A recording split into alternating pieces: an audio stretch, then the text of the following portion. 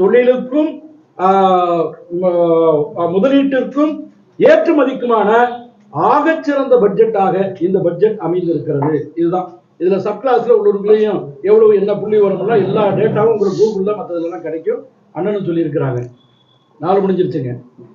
இப்ப நான் கேட்கிறேன், திமுக வைக்கிற விமர்சனம் என்ன அப்படின்னா, இந்த பட்ஜெட் விளக்க கூட்டத்தை இது மாதிரி ஒவ்வொரு மாவட்ட தலைநகரங்களையும் சந்திச்சு பத்திரிகையாளர்கிட்டையும் மக்கள்கிட்டையும் ஊடக வாயிலாக நீங்க சொல்லுங்க அப்படின்னு சொல்ல வைத்ததற்கான காரணம் இந்த திமுகவுடைய பொய் பிரச்சாரம்.